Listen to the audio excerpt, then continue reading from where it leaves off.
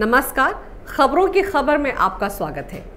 पाकिस्तान में एक अजीबोगरीब डिबेट शुरू हो गया है। जो पढ़े लिखे अच्छी ज़हनियत वाले लोग हैं वो पाकिस्तान के अंदर चीन की दखलंदाजी को लेकर काफ़ी चिंतित हैं।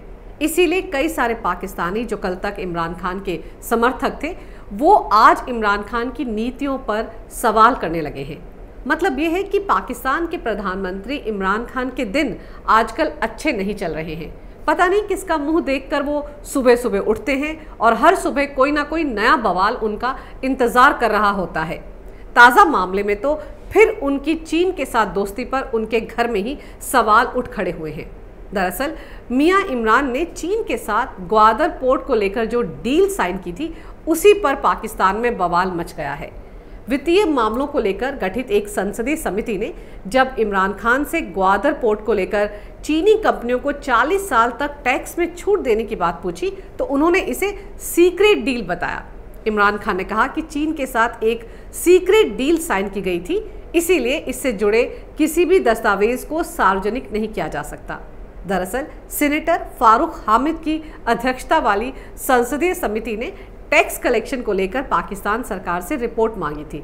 अब जब इमरान खान हर रोज़ दुनिया भर के देशों से कर्ज मांगते फिर रहे हैं और लगातार ये राग अलाप रहे हैं कि उनके पास तो खाने तक के पैसे नहीं हैं, और तो और कुछ महीने पहले खुद इमरान खान ने कहा था कि उनके पास अपने दफ्तर का बिजली का बिल देने के पैसे भी नहीं हैं, तो जाहिर है विपक्ष तो पूछेगा ही ना कि टैक्स से जो आमदनी सरकार को हुई थी वो कहाँ है।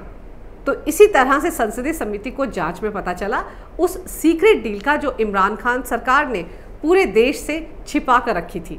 इस पड़ताल में समिति को पता चला कि ग्वादर पोर्ट से जुड़ी चीन की सभी कंपनियों को 40 साल तक इमरान सरकार ने टैक्स देने से छूट दे रखी है। इसी को लेकर समिति ने इमरान सरकार से जवाब तलब किया था और इमरान मियां ने इस बारे में सफाई देने की बजाय इसे सीक्रेट डील बताकर अपना पल्ला झाड़ लिया। लेकिन ज़रा सोचिए किस तरह से पाकिस्तान चीन के हाथों की कठपुतली बना हुआ है कि वहाँ की कंपनियों को टैक्स में आने वाले 40 साल तक की छूट दे दी गई है। इमरान खान किस तरह चीन की दोस्ती में बावले हुए जा रहे हैं, इसका इससे बेहतर उदाहरण शायद और कोई नहीं होगा कि अपनी खुद की सरकार का तो उन्हें 1 घंटे का भरोसा नहीं है, लेकिन तुर्रा देखिए चीनी कंपनियों को 40 साल तक टैक्स फ्री कर दिया। इमरान सरकार ने अपने देश के लोगों को दांव पर लगाकर ग्वादर पोर्ट में चल रहे निर्माण में लगी सभी चीनी कंपनियों के तो वारे न्यारे कर दिए, लेकिन इस नौसीखिए हवाबाज प्रधानमंत्री ने ये तो सोचा ही नहीं कि पाकिस्तान जैसे गरीब देश को टैक्स ना मिलने के चलते 40 साल तक कितना भारी नुकसान उठाना पड़ेगा। और तो और ये कंपनियां जिन छोटी छोटी कंपनियों के साथ कॉन्ट्रैक्ट करेंगी उन्हें भी 40 साल तक टैक्स से आज़ादी दे दी गई है। दाद देने को मन कर रहा है पाकिस्तान की जनता को जिन्होंने इमरान खान को वोट देकर अपना प्रधानमंत्री बनाया था।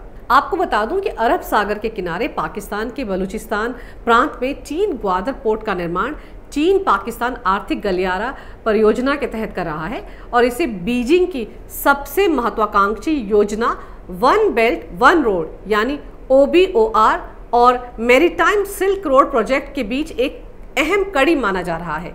चीन जैसा विस्तारवादी देश तो अपने अड़ोस पड़ोस के देशों की ज़मीन हथियाने में ही लगा रहता है और ग्वादर पोर्ट का इस्तेमाल भी वो अपने फ़ायदे के लिए ही करेगा। यहाँ से चीन का सामान आसानी से अरब सागर तक पहुँच जाएगा।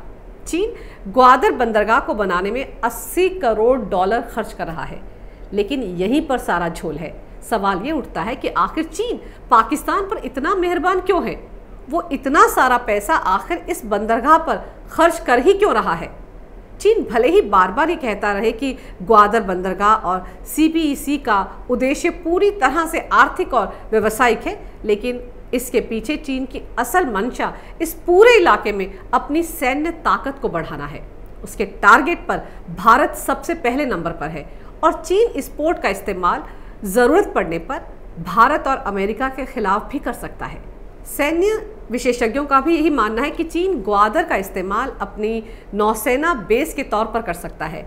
अमेरिका के भी मिलिट्री जर्नल्स के मुताबिक पाकिस्तान ने ग्वादर पोर्ट और अन्य प्रोजेक्ट्स के निर्माण के लिए अपने सदाबहार मित्र चीन से कम 10 अरब डॉलर का कर्ज ले रखा है और इसी कर्ज जाल में फंसाकर अब चीन पाकिस्तान को अपने इशारों पर नचा रहा है।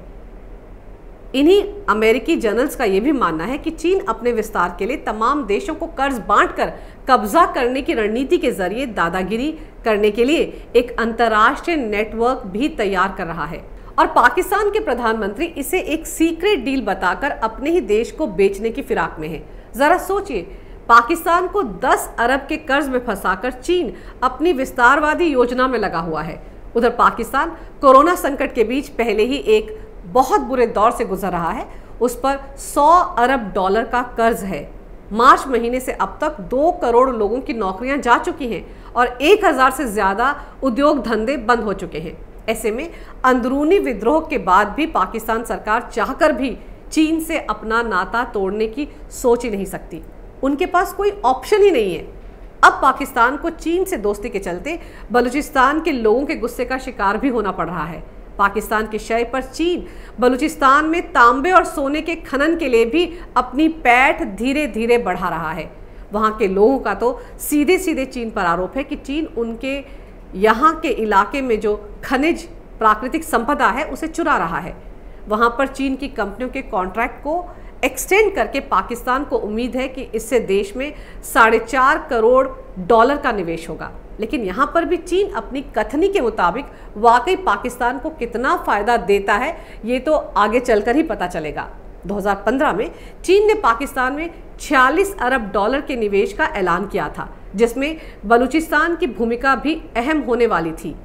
चीन पाकिस्तान आर्थिक कॉरिडोर के जरिए चीन पाकिस्तान और एशिया के अन्य देशों में अपना दबदबा बढ़ाना चाहता है और इस तरह से अमेरिका और भारत से मुकाबला करना चाहता है। सीपीईसी पाकिस्तान के बलूचिस्तान के ग्वादर बंदरगाह को चीन के शिनजियांग प्रांत से जोड़ेगा। इस प्रोजेक्ट के तहत चीन और मध्य पूर्व को सड़क, रेल और तेल पाइपलाइंस के साथ भी जोड़ा जाएगा। बलूचिस्तान में चीन के इस निवेश का जोरदार तरीके से विरोध हो रहा है। जून में पाकिस्तान स्टॉक एक्सचेंज पर हमला हुआ था, जिसमें 3 लोगों की जान चली गई थी। जवाबी कार्रवाई में 4 हमलावर मारे भी गए थे। माना जा रहा है कि इस हमले के पीछे बलोच लिबरेशन आर्मी का हाथ है।